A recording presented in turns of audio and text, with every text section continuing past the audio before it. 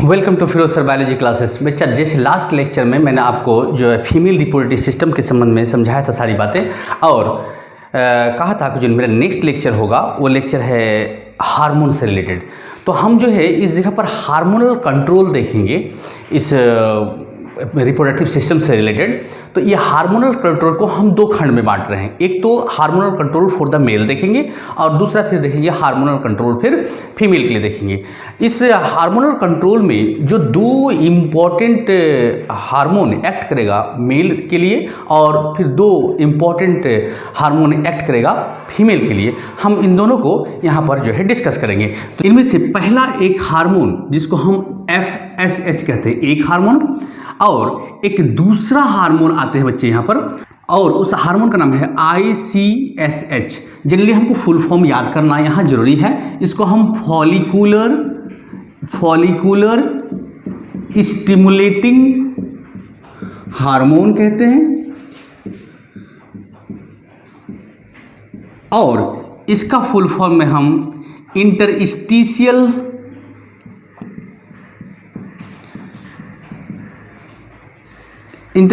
Cell stimulating hormone,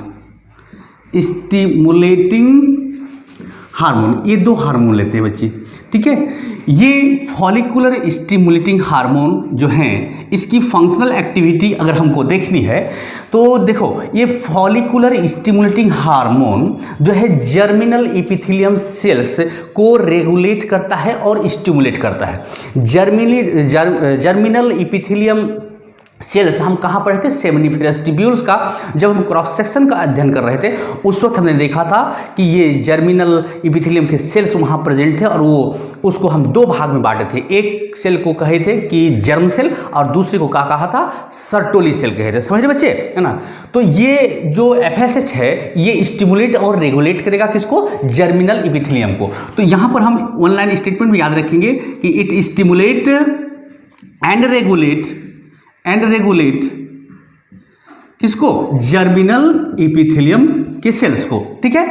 अब जब ये जर्मिनल एपिथेलियम के सेल्स को रेगुलेट करेगा तो उस जर्मिनल एपिथेलियम के सेल्स के जो प्रकार है जर्म सेल, ये germ cell undergoes meiosis division. तो जर्म सेल अंडरगोज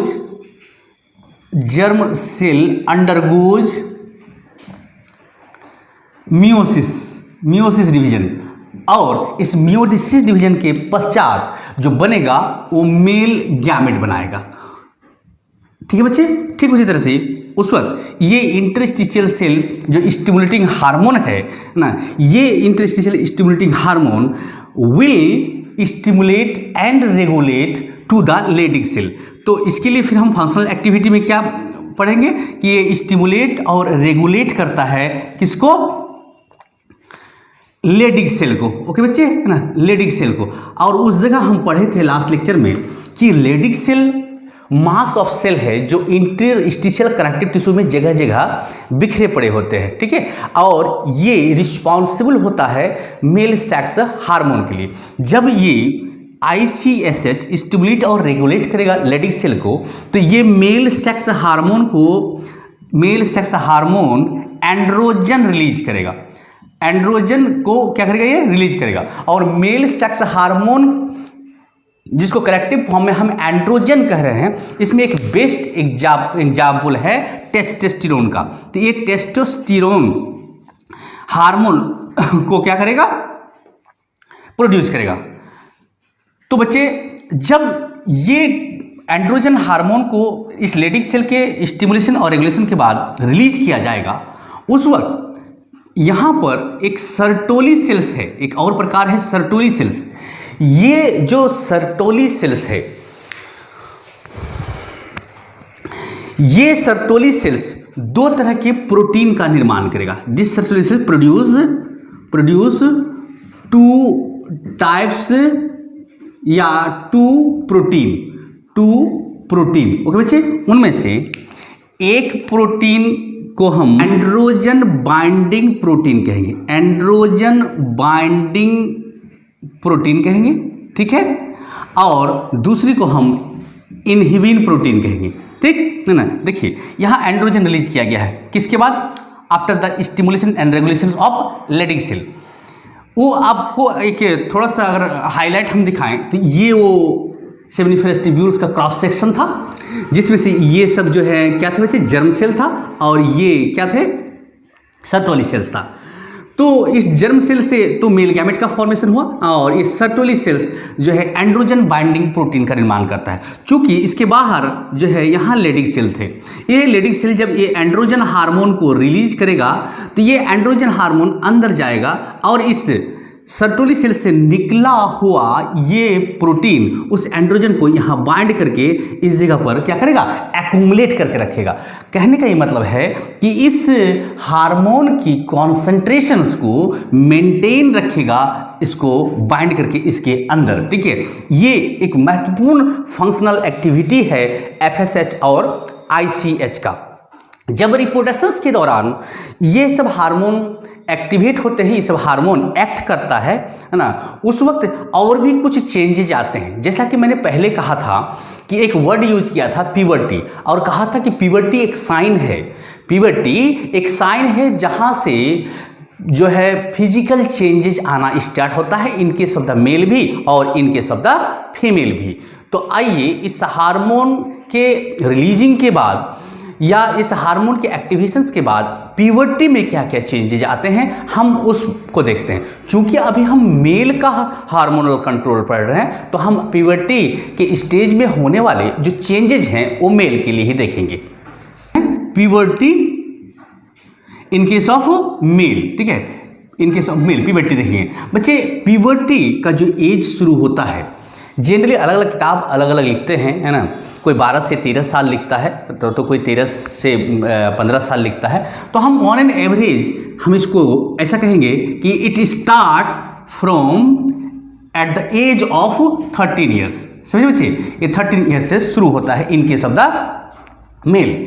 इस जगह जो चेंजेज आती हैं वो चेंजेज क्या आता है, ये चेंजेज जो इस प्यूबर्टी में आना स्टार्ट हुआ है इसको हम सेकेंडरी सेक्सुअल कैरेक्टर के नाम से भी जानेंगे, सेकेंडरी सेक्सुअल कैरेक्टर के नाम से भी जानते हैं इसको। ओके बच्चे, तो ये सेकेंडरी सेक्सुअल कैरेक्टर जो डेवलप होना स्टार्ट होता है in case of the male वो 13 ईयर से होता है।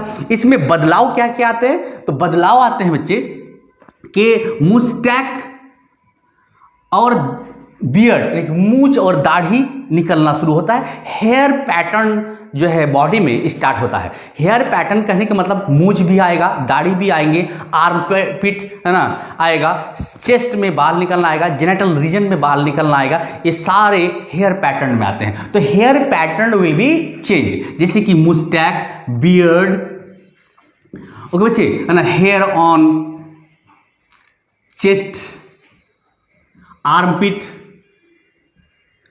एंड जेनाइटल रीजन, इस सब में क्या होंगे, बाल निकलेंगे। नेक्स्ट अगर कैरेक्टरिस्टिक पर ध्यान देंगे तो वॉइस बॉक्स का साइज इंक्रीज कर जाता है, और इस वॉइस बॉक्स के साइज इंक्रीज कर जाने की वजह कर इस मेल का वॉइस क्वालिटी में चेंज होता है, और ये वॉइस क्वालिटी हॉर्स लाइक हो जाता है। तो ये voice quality, voice becomes hoarse like. क्यों, वाई डज इट, तो कहेंगे हम कि due to increase the size of voice box. ठीक है बच्चे, ये जो सोल्जर हैं इस सोल्जर में ब्रॉडनिंग आने लगती है, स्ट्रांगनेस आने लगती है। तो इसको हम नेक्स्ट जो है कैरेक्टरिस्टिक में लिखेंगे, है ना, ब्रॉडनिंग ऑफ चेस्ट। ठीक है, और यहाँ पर स्पर्मेटोजेनेसिस भी और अच्छे से स्टार्ट हो जाता है, स्पर्मेटोजेनेसिस विल रन ऑफ, है ना, विल रन ऑफ। ओके बच्चे, तो ये सब जो है कैरेक्टरिस्टिक चेंजेज आएंगे इस हार्मोनल कंट्रोल के अंतर्गत ही ये सब चेंजेज जो होते हैं, और ये मेल के लिए हमने आपको बताया।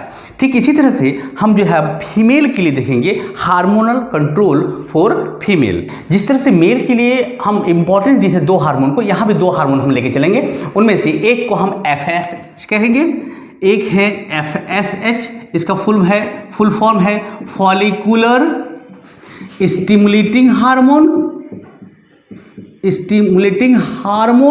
और एक दूसरा हार्मोन है जिसको हम LH कहते हैं, और इसका फुल फॉर्म है ल्यूटिनाइजिंग हार्मोन। ओके बच्चे, इस जगह पर ये जो फॉलिकुलर स्टिमुलेटिंग हार्मोन है, इसकी फंक्शनल एक्टिविटी पर अगर ध्यान देंगे तो ये स्टिमुलेट और रेगुलेट करता है। ये स्टिमुलेट एंड रेगुलेट, ये स्टिमुलेट और रेगुलेट करता है फॉलिकुलर सेल को। एक प्राइमरी फॉलिकल, जो ओवरी के इंटरनल सेक्शन जब आपको पढ़ा रहे थे उस वक्त आपको हम बताए थे कि प्राइमरी फॉलिकल विल रन या progress through a different type of stages. तो जो शुरुआत के जो ग्रुप ऑफ सेल थे जिसको आपके प्राइमरी फॉलिकल्स कहा था, उसको स्टिमुलेट और रेगुलेट करता है। तो यहाँ हम कहेंगे ये प्राइमरी फॉलिकल को या फॉलिकुलर सेल को क्या करेगा, स्टिमुलेट और रेगुलेट करेगा। जब ये प्राइमरी फॉलिकुलर सेल को स्टिमुलेट और रेगुलेट करेगा तो वो primary follicular cell will change into a Graafian follicle. तो ये जो फॉलिकुलर सेल, ये फॉलिकुलर सेल क्या करेगा, चेंजेस हो जाएंगे किसमें, ग्राफियन फॉलिकल में। और साथ में एक और जो है काम करेगा कि इसके स्टिमुलेशंस के बाद एक हार्मोन रिलीज होगा। उस हार्मोन को हम एस्ट्रोजन कहते हैं। एक हार्मोन रिलीज होगा, उस हार्मोन को हम एस्ट्रोजन कहते हैं। और ये एस्ट्रोजन रिस्पॉन्सिबल होता है for the development of female secondary sexual character. तो ये एस्ट्रोजन हार्मोन क्या करेगा, secondary sexual character in case of female जो है क्या करेगा, ये डेवलप करवाएगा, एक्ट करवाएगा। ऑन द अदर हैंड जब हम ल्यूटिनाइजिंग हार्मोन की तरफ आते हैं तो ये जो ल्यूटिनाइजिंग हार्मोन है, इसके फंक्शनल एक्टिविटी पर कि ये ओवुलेशंस करवाने में मदद करता है। ठीक है, एक काम। दूसरा काम कि जब ग्राफियन फॉलिकल बना था तो वो ग्राफियन फॉलिकल जब बना था तो वो ग्राफियन फॉलिकल के बाद 3 स्टेज आपको मिले थे बच्चे, है ना। उनमें से जो है एक को आपने कॉर्पस रैजिकम कहा था, दूसरी को आपने कॉर्पस लूटियम कहा था, तीसरी को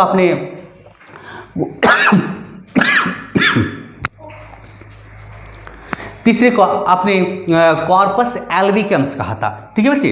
तो ये जो कॉर्पस ल्यूटियम वाले जो स्टेज हैं, अगर फर्टिलाइजेशंस हुआ है तो इस कॉर्पस ल्यूटियम वाले स्ट्रक्चर को मेंटेन करने का काम करता है। तो क्या कहेंगे यहाँ पर कि इट विल मेंटेन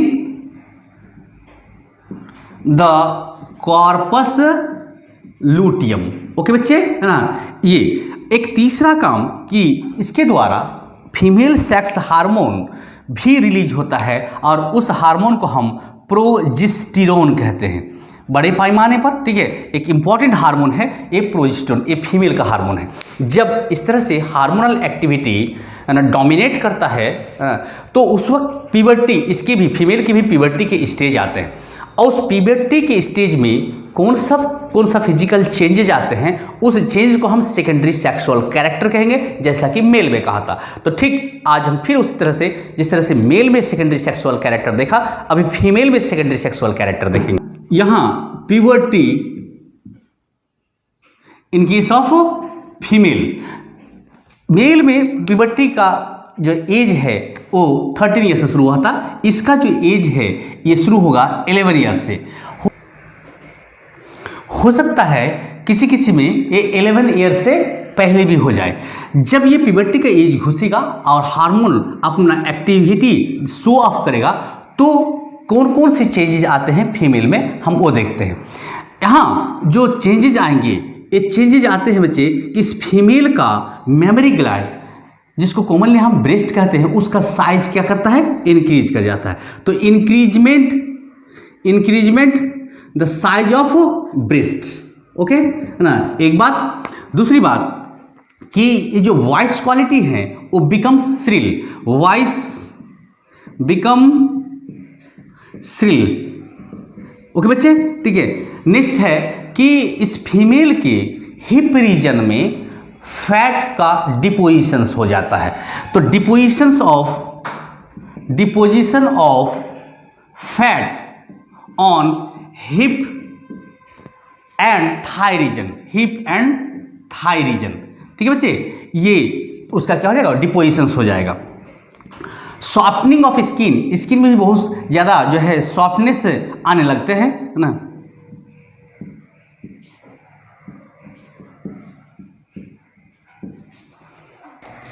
ठीक है बच्चे, नेक्स्ट में कि मेंस्ट्रुएशन साइकिल यानी मेंस्ट्रुएशन को जो है वो स्टार्ट हो जाएंगे। आप जानते हैं फर्स्ट मेंस्ट्रुएशन को मेनार्ची कहते हैं। तो मेंस्ट्रुएशंस